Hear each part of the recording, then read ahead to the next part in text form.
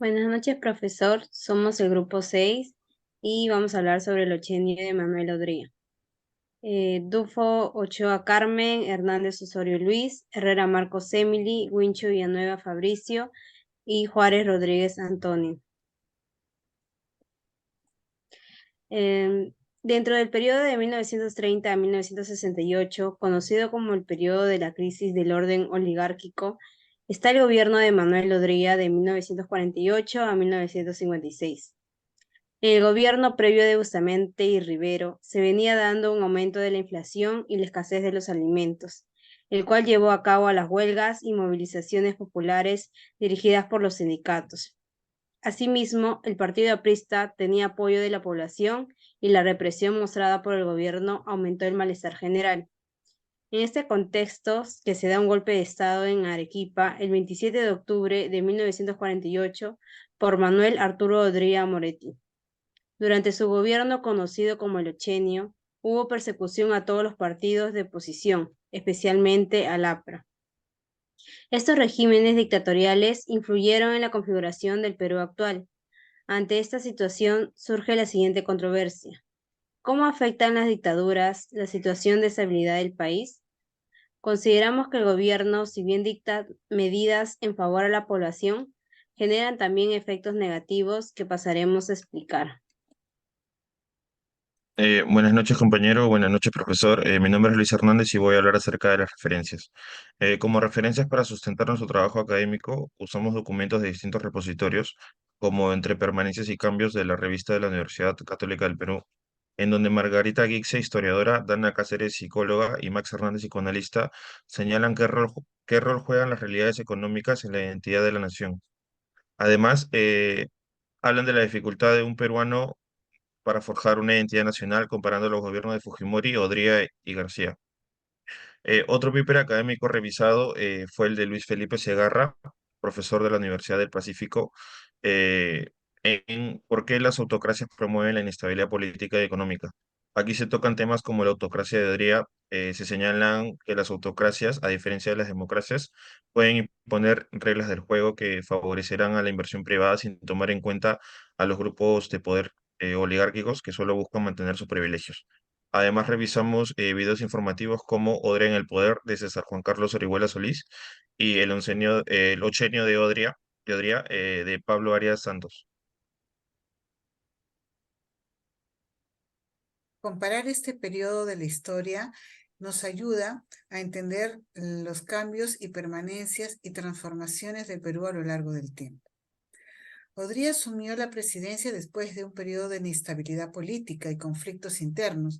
Durante su gobierno se logró un cambio, mantener la estabilidad, reprimir las revueltas internas, y para esto se enfocó en el desarrollo económico, políticas de industrialización y la sustitución de importaciones.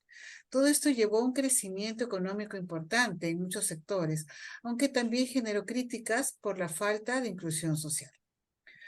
Por tanto, pasó a instalar una política populista para tener contenta a la población. Hubo un fuerte gasto social y se invirtió en proyectos sociales como hospitales, grandes unidades escolares, Ministerio de Salud, Ministerio de Educación, etcétera. Entre 1951 y 1953, la partida de fomento de obras públicas del presupuesto mostró un incremento del 39% del promedio anual hasta 1951.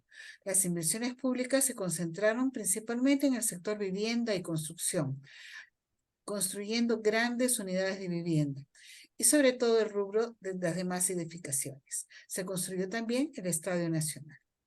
Un marcado cambio en la política de sus predecesores fue la apertura del mercado, ampliando la política neoliberal e incentivando la inversión privada en varios sectores productivos, sobre todo la minería y la agricultura de exportación. Lamentablemente continuó el desarrollo sesgado, principalmente desarrollando las ciudades costeras y las cercanas a la capital.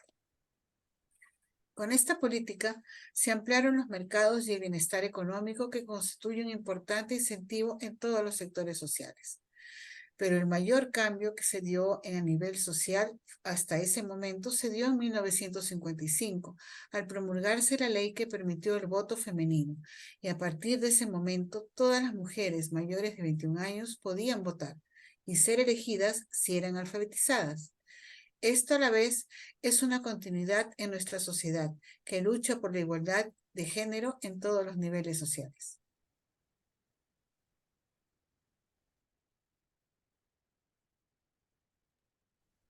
Ahora pasaremos a hablar sobre las permanencias. El ocheno de Urguía dejó una serie de transformaciones y permanencias que influyeron en la evolución política, militar y diplomática de- del territorio peruano a lo largo de las décadas siguientes. En una primera instancia, durante el gobierno de Odría, se evidenció una marcada autocracia con la supresión de voces opositoras y la ilegalización del APRA. Esta represión política dejó una huella en la historia peruana. Además, Odría buscó fortalecer e institucionalizar las Fuerzas Armadas, enfatizando la disciplina y la estructura militar.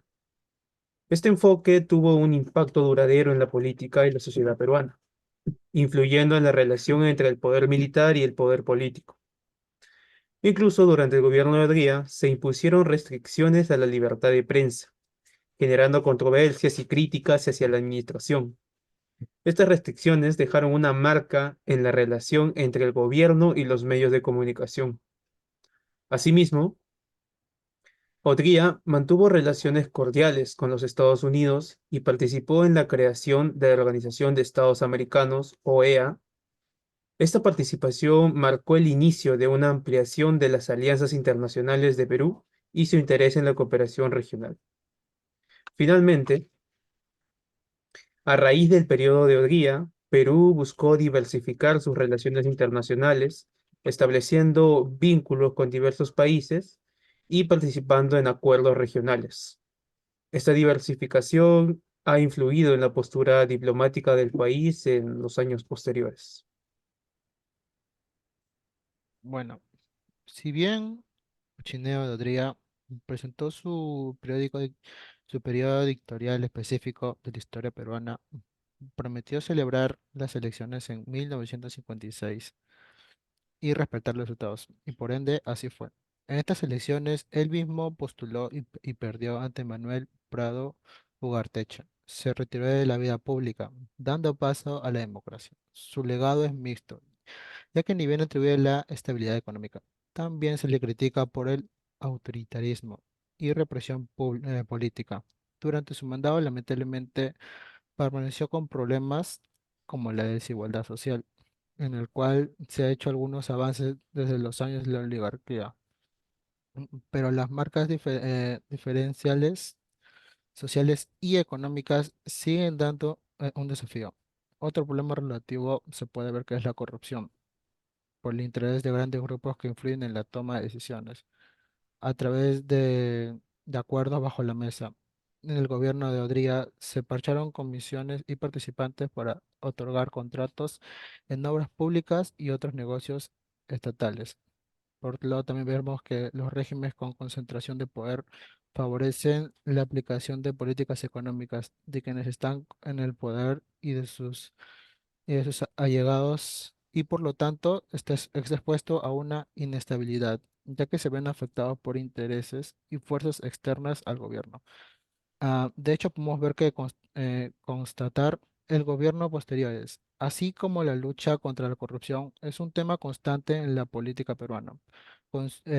Además que es la educación de las generaciones y reconocer el contexto histórico que nos procede, lo que permita aprender de los errores y evitar acometerlos nuevamente. Gracias.